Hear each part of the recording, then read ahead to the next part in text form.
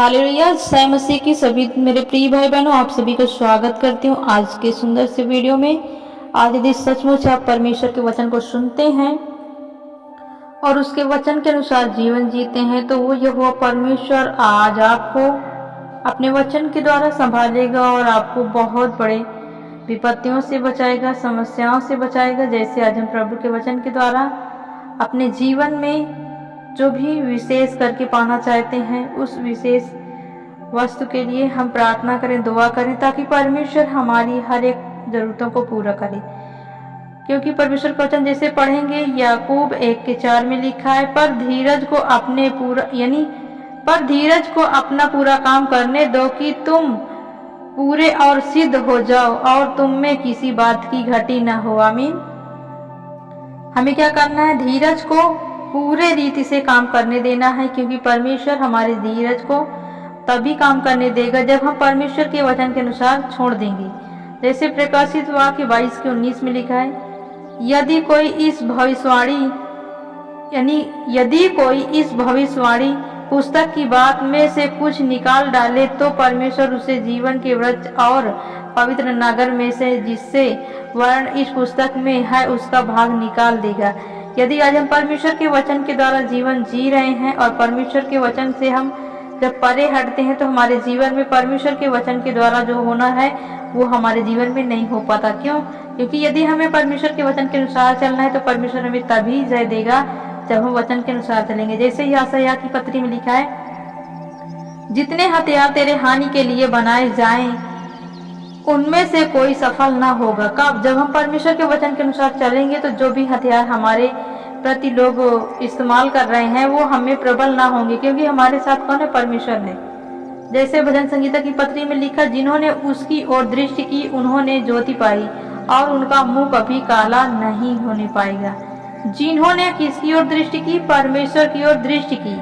ये मैंने मेरे प्रिय भाई बहनों पवित्र वचन कहता है। आप बाइबल में पढ़ेंगे भजन संगीता की पत्री में तो परमेश्वर का वचन कहता है कि जिन्होंने उसकी ओर दृष्टि की, किसकी ओर? परमेश्वर की ओर दृष्टि की, उन्होंने ज्योति पाई और उनका मुंह कभी भी काला होने नहीं पाएगा।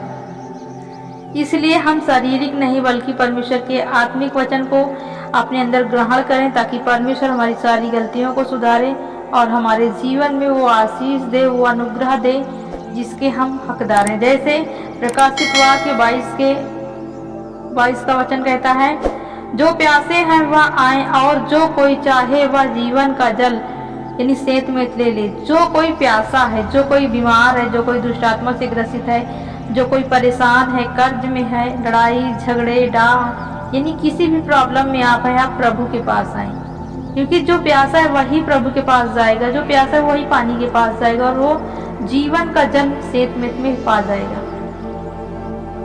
यदि आप प्रभु के वचन के अनुसार सचमुच चलते हैं तो प्रभु का वचन आपके जीवन में काम करेगा। बस आप विश्वास करें, भरोसा करें, प्रभु का वचन आपके जीवन में बहुतायत से काम करेगा।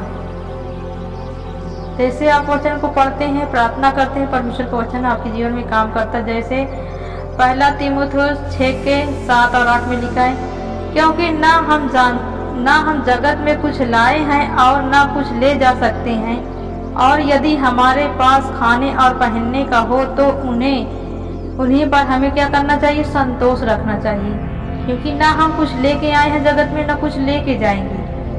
जो कुछ प्रभु ने हमें दिया है हमें उसी में क्या करना है? संतोष करना है,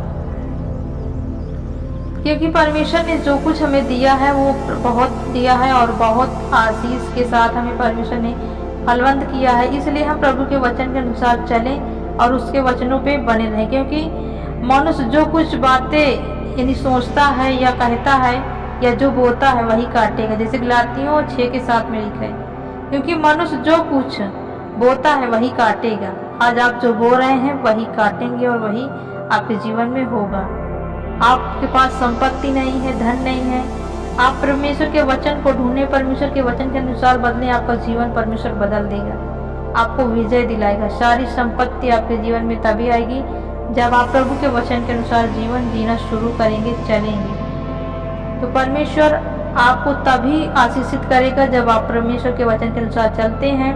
तभी परमेश्वर आपके जीवन में हर एक घटी को दूर करता है और आपकी हर एक आवश्यकताओं को पूरा करता है। तो परमेश्वर आपको, आपके परिवार को बहुत आशीष दे। God bless you.